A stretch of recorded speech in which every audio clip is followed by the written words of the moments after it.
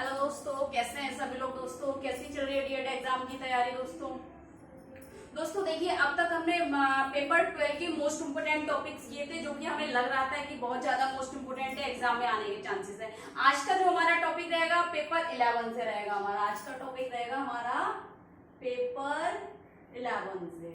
ठीक है, पेपर 11 में जो हमारी यूनिट 5 है ना, यूनिट 5 का देखिए आप 5 में दे रखी है हमारी यूनिट है वो समावेशी की दिशा में सफल परिवर्तन के प्रमुख घटक, जिसमें हमारा कम्युनिकेशन है, पॉजिटिव एटीट्यूड है, फ्लेक्सिबिलिटी है। ठीक है, तो दोस्तों उसमें जो एक कम्युनिकेशन है, तो आज हम उसी की बात करेंगे। किस पे बात करेंगे? आज का टॉपिक रहेगा हमारा कम्युनिकेशन, यानी कि संचार। पेपर 11 से यूनिट 5 में हम आज करेंगे समावेशी की दिशा में सफल परिवर्तन करने वाले प्रमुख घटक, जिसमें एक है कम्युनिकेशन। ठीक है, यूनिट 5.1। तो दोस्तों आज हम करेंगे कम्युनिकेशन यानी कि संचार। संचार समावेशी क्या है? ठीक है, जो समावेशी का एक घटक है कम्युनिकेशन, कैसे लाभदायक है या कैसे इसके लिए सहयोगी है, उस पर बात करेंगे। ठीक है, पेपर 11 से। देखिए दोस्तों, पहले हम थोड़ा संचार के बारे में समझ लेते हैं कि संचार क्या है, यानी कि कम्युनिकेशन क्या है।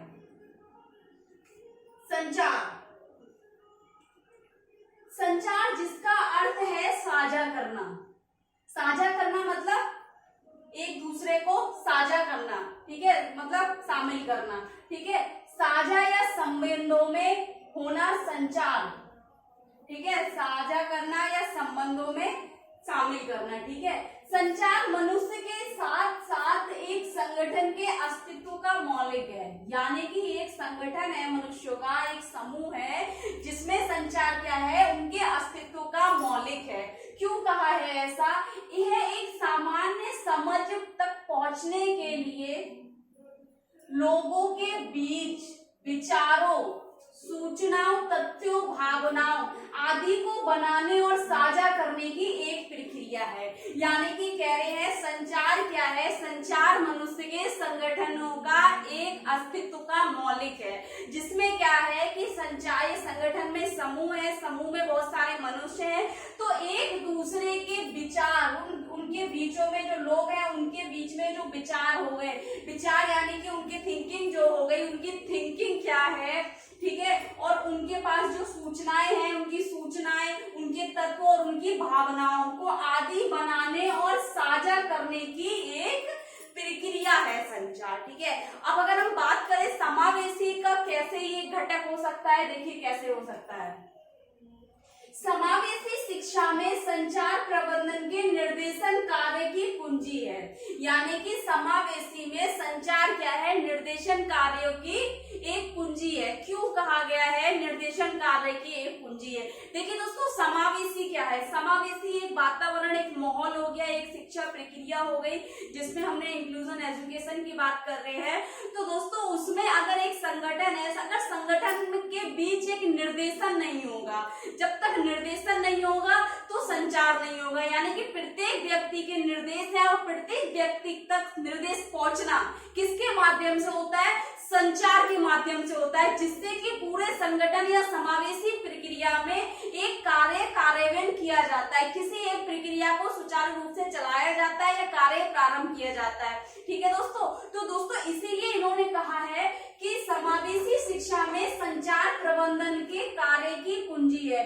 प्रबंधन के कार्य की कुंजी, देखिए दोस्तों, एक निर्देश का पालन करेगा, किसी भी विभाग का आप ले लीजिए, इंक्लूजन का ही नहीं, कहीं भी आप किसी भी शिक्षा का विभाग हो गया, चाहे अदर कोई विभाग हो गया, हर विभाग में एक संचार कम्युनिकेशन होता है। एक नोटिस उसके पास जाएगा तो सभी व्यक्तियों के पास, कोई भी नोटिस होगा तो उसके पास पहुंचेगा, कोई नई योजना बनी होगी तो सभी व्यक्तियों के पास जाएगी, विभाग के जितने भी कार्यकर्ता होंगे। ठीक है, एक निर्देशन, एक नियम जिनको सब फॉलो करते हैं, लेकिन उन तक नियम पहुंचना, उस संगठन में या उस विभाग में जो नियम पहुंच रहा है, संचार जो हो रहा है, तो एक प्रबंधन के निर्देशन का कार्य की कुंजी इसीलिए कहा गया है कि समावेशी शिक्षा में संचार प्रबंधन के निर्देशन की कुंजी है। ठीक है, फिर कह रहे हैं जब समावेशिता एक संगठनात्मक मूल्य बन जाती है, यानी कि समावेशिता जो है, इंक्लूजनशिप जो हो गई, एक संगठनात्मक मूल्य बन जाती है।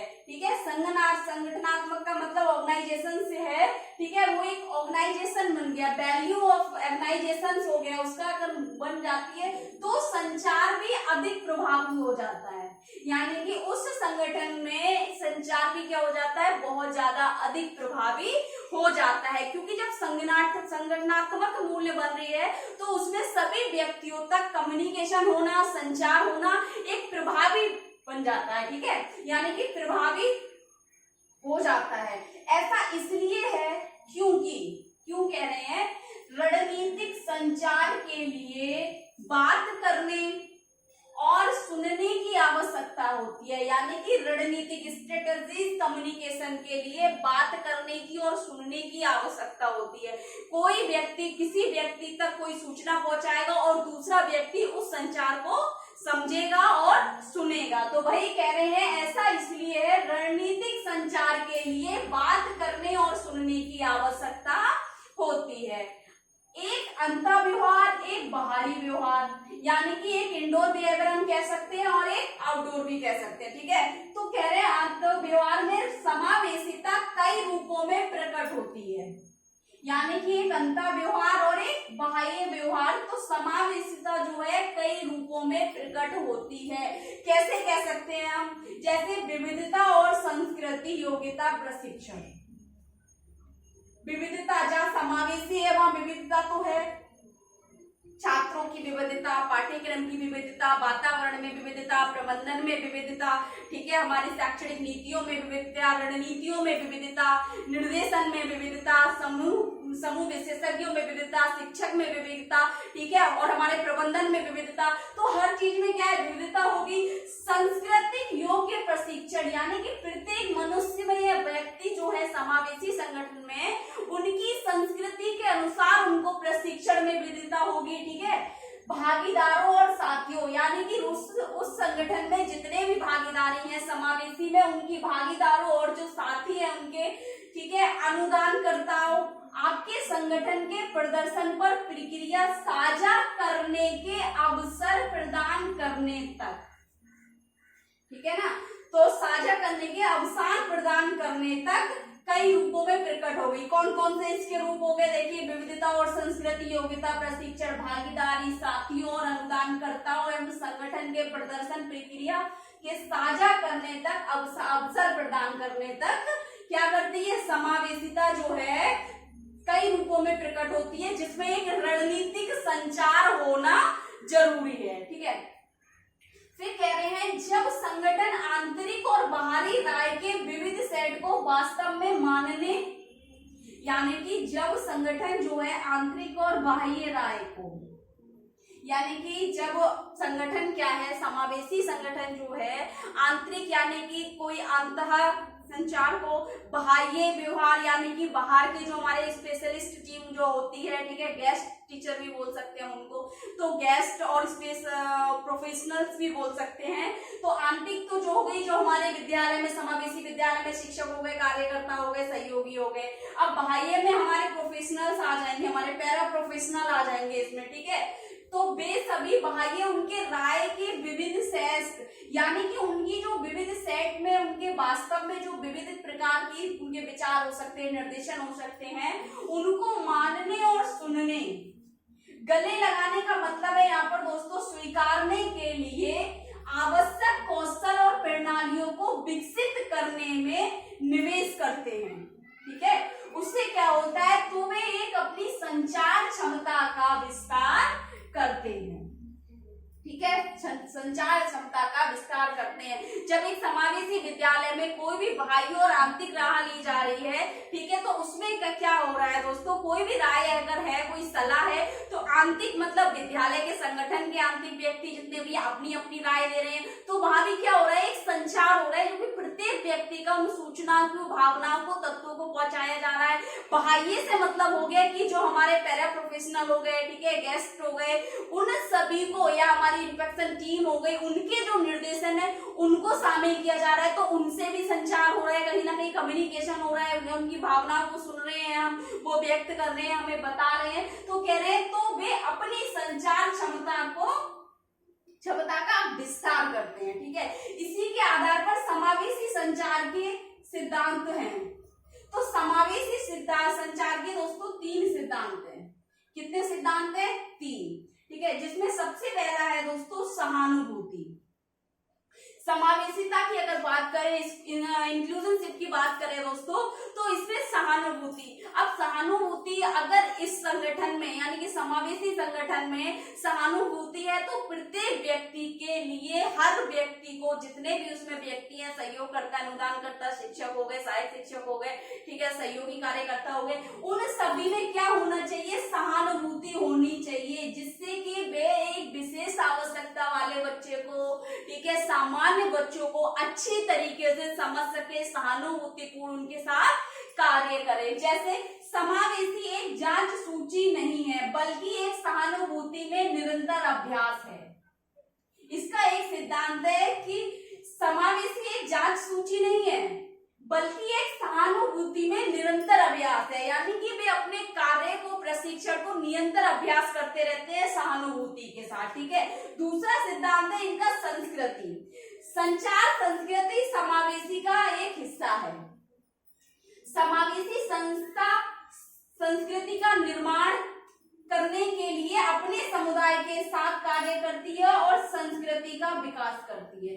क्यों कहा है इन्होंने? देखिए, संस्कृति, संचार, समावेशी संचार के जो सिद्धांत है जिसमें इन्होंने संस्कृति को कहा है, इसलिए इंक्लूड किया गया है संचार संस्कृति। देखिए दोस्तों, समावेशिता में क्या होता है, विभिन्न जगहों से, विभिन्न प्रदेशों से, विभिन्न देशों से या विभिन्न वर्ग के, विभिन्न जातियों के, विभिन्न क्षमताओं के बहुत सारे अलग बच्चे होते हैं, जिसमें क्या विभिन्नताएं पाई जाती है प्रत्येक छात्र में। तो प्रत्येक छात्र की संस्कृति भी अलग होती है। या हम छात्र की बात करें, चाहे शिक्षक हो, हमारे सहयोगी कार्यकर्ता हो, अनुदान करता हो, तो सभी की जो संस्कृति होगी, तो ठीक है, उन संस्कृति की, उनके बात करने का तरीका, उनकी भाषा हो गई, उनका कल्चर अलग होगा। उन सभी के कल्चरों को, उन सभी की संस्कृति को स्वीकारना, ठीक है, एक संचार के अंदर आता है कि हम किसी भी व्यक्ति के अगर संस्कृति को जान रहे हैं तो कम्युनिकेशन कर रहे हैं, उसकी भावनाओं को समझ रहे हैं, उनकी जो सूचनाएं हैं, नियम है, उन सबको ग्रहण कर रहे हैं और वह व्यक्त कर रहा है, तो एक प्रकार का संचार हो रहा है विभिन्न संस्कृतियों के लोगों से। ठीक है, तो कह रहे हैं संचार संस्कृति समावेशी का एक हिस्सा है। ठीक है, जिसमें विभिन्न संस्कृति को शामिल किया गया है। समावेशी संस्था संस्कृति का निर्माण करने के लिए, यानी कि समावेशी संस्था जो है वो कह रहे हैं कि संस्कृति का निर्माण करने के लिए क्या करती है? अपने समुदाय के साथ कार्य करती है। ठीक है, यानी कि कह रहे हैं वो कि संस्कृति जो है, संचार संस्कृति समावेशी का एक हिस्सा है। समावेशी संस्था जो है संस्कृति का निर्माण करने के लिए अपने समूह के साथ कार्य करती है। समूह का या समुदाय पे यहाँ बात आ गई, तो समुदाय में जहाँ पर विद्यालय है, आसपास है, पास पड़ोस है, उन सभी को सहयोगी कार्यक्रम में सहभागिता प्रदान कर एक दूसरे की संस्कृति को समझ पाते हैं। तो वहां भी एक प्रकार का संस्कृति संचार हो रहा है। ठीक है, और संस्कृति का विकास होता है, यानी कि प्रत्येक व्यक्ति की जो विविधता है संस्कृति की, उन सभी के संस्कृतियों का विकास हो रहा है। विभिन्न प्रकार के व्यक्ति, अलग अलग संस्कृति जब एक जगह वो इकट्ठे हो रहे, एक समूह में है, ठीक है, तो वहां पर एक दूसरे की संस्कृति से हम समझ रहे हैं, तो वहां पर प्रत्येक व्यक्ति की संस्कृति का विकास हो रहा है। ठीक है, फिर नेक्स्ट क्या है दोस्तों? सशक्तिकरण। समावेशी में सशक्तिकरण, यानी कि प्रत्येक पहलू को, प्रत्येक कदम पर उन्हें सशक्तिकरण का विकसित करना है, सशक्तिकरण देनी है, मजबूत बनाना है उस चीज को। ठीक है, कह रहे हैं समावेशी संचार अपने संगठन को सशक्त बनाने के लिए एक लंबा रास्ता तय करता है, यानी कि एक लंबे रास्ते में बहुत सारी चीजें हो गई, हमारी प्रणालीगत बाधाओं को समझने के लिए, सामाजिक बाधाएं जिसमें आती हैं हमें, ठीक है, शैक्षणिक बाधाएं जो आती हैं, उन सभी को समझने के लिए, उनको चुनौती देने के लिए एक लंबा रास्ता तय करता है, जिसमें प्रबंधन हो गया, ढांचा हो गया विद्यालय का, समावेशी विद्यालय की अगर हम बात करें, समावेशी समाज हो गया, समावेशी के रूप से सहभागिता हो गई, समान अवसर हो गया, ठीक है, समान शिक्षा, समान पाठ्यक्रम, विभिन्न विशेषज्ञ, विविधतापूर्ण पाठ्यचर्या, बहुत सारी चीजें होती हैं जिसमें समावेशी क्या है कि बहुत लंबा रास्ता तय करता है। इसीलिए इसका एक सिद्धांत है सशक्तिकरण। ठीक है। तो दोस्तों ये इसके 3 सिद्धांत थे, सहानुभूति, संस्कृति और सशक्तिकरण। ठीक है, तो दोस्तों इसमें जो यूनिट 5 है उसके बाद आपका पॉजिटिव एटीट्यूड रहता है। इसमें बहुत सारी चीजें यानी कि 4 या 5 पॉइंट सबको करेंगे, क्या पता कौन सा आ जाए आपका एग्जाम में। तो दोस्तों आज हमने कम्युनिकेशन क्लियर कर लिया है। अगर ये आएगा तो आपका 5 नंबर में आएगा, और 5 नंबर में अगर आता है तो आपको इसमें बताना है, थोड़ा कम्युनिकेशन के बारे में बताना है, समावेशी संचार के बारे में बताना है। ठीक है, उसके बाद आप इसके सिद्धांतों को बताएंगे और सबको डिटेल करेंगे। ठीक है, अगर कुछ समझ नहीं आ रहा है, कुछ डाउट लग रहा है, आपको कुछ पूछना है या कुछ गलत लग रहा है या कोई क्वेश्चन है तो कमेंट बॉक्स में जाके कमेंट कर सकते हैं दोस्तों। और जो जिनको अभी एडीएसजी से रिलेटेड चाहिए तो दोस्तों आप मेरी प्लेलिस्ट में जाइए। ठीक है, मैंने प्लेलिस्ट बना रखी है, उसमें एडीएसडी, ऑटिज्म, सेरेब्रल पालिसी सबको मैंने पूरा डिटेल कर रखा है। तो आप ज्यादा परेशान ना हो, आप प्लेलिस्ट में एक बार सर्च किया करें, आप सिलेबस उठाएं और अपने प्लेलिस्ट में अपने रिलेटेड जो टॉपिक है, बल्कि उस वीडियो को भी ओपन करें जो मैंने मोस्ट इंपोर्टेंट टॉपिक्स करके एक करा रखा है, तो उसको भी खोले, आपको उससे रिलेटेड सारी वीडियो मिलेंगी। एक दो होगी जो नहीं है उनको ही मैं अभी आपको जो मोस्ट इंपोर्टेंट टॉपिक्स रह रहे हैं और जो नहीं कराए हैं उनको आजकल मैं कवर करा रही हूँ। एग्जाम तक आपका सारा फाइनल हो जाएगा। और बाकी अगर आपको कुछ डाउट है तो कमेंट बॉक्स में जाके कमेंट कर सकते हैं। ज्यादा से ज्यादा वीडियो लाइक करो, चैनल को सब्सक्राइब करो, बेल आइकन को प्रेस कर दो ताकि आने वाली क्लास आप तक पहुंचती रहे दोस्तों। Thank you so much.